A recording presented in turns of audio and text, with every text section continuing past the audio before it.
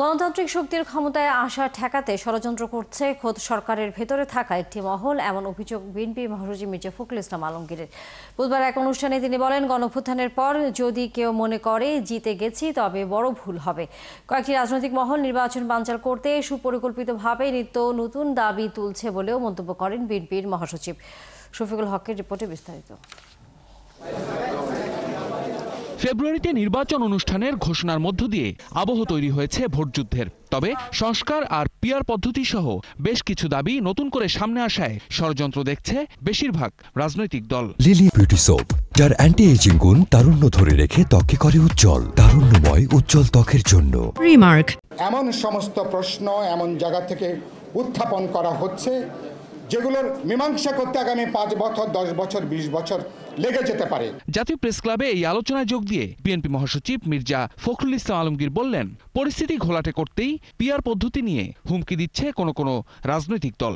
আজকে কিছু সংখ্যক রাজনৈতিক মহল অত্যন্ত পরিকল্পিতভাবে নির্বাচনকে বানচাল করার জন্য, নির্বাচনকে ব্যাহত করার জন্য নিত্য নতুন দাবি তুলেছে। এমন দাবি তুলছেন যার সঙ্গে বাংলাদেশের মানুষেরা পরিচিতই না।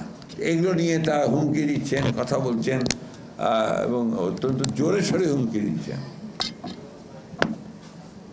আমার প্রশ্নটা হচ্ছে যে কেন করছেন এটা? সরকারের ভেতরেও ষড়যন্ত্র রয়েছে মন্তব্য করে বিএনপি মহাসচিব জানান, জিতে গেছি এটি মনে করা সবচেয়ে বড় ভুল। আমরা যদি মনে করে থাকি যে আমরা জিতে গেছি, সবকিছু ঠিক হয়ে গেছে, তাহলে বিরাট ভুল হবে।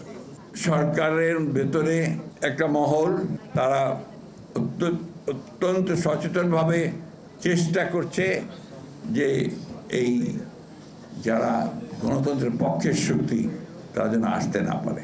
নির্বাচন বানচাল করতে দিল্লি থেকে অর্থ বিনিয়োগ হচ্ছে বলেও জানান মির্জা ফখরুল। আমি রাখা করি না, আলম দিল্লিতে বসে তিনি 2,500 কোটি টাকা ইতিমধ্যে দিয়ে দিয়েছেন এবং পরিকল্পনা করেছেন যে কিভাবে ওই টাকাকে ব্যবহার করে তারা বাংলাদেশে নির্বাচন বন্ধ করবে এবং হাসিনাকে আবার দেশে ফিরিয়ে আনবে। এইসব ঝামেলাগুলি এড়িয়ে যেতে পারতো যদি 3 মাসের মধ্যেই নির্বাচনটা করতে পারত। তারা একটা ইলেক্টেড গভর্নমেন্ট তার সমস্ত ম্যান্ডেট নিয়ে জনগণকে সঙ্গে নিয়ে এই সমস্ত শক্তিগুলোকে উড়িয়ে দিতে পারে। জটিলতা তৈরি না করে সংকট উত্তরণে ঘোষিত সময়ের মধ্যেই নির্বাচন দিতে সরকারের প্রতি আহ্বানও জানান বিএনপি মহাসচিব। নির্বাচনের মধ্য দিয়ে জনগণের প্রতিনিধিত্বকে নিশ্চিত করুন, এছাড়া কোনো বিকল্প নেই। শফিকুল হক, 71, ঢাকা।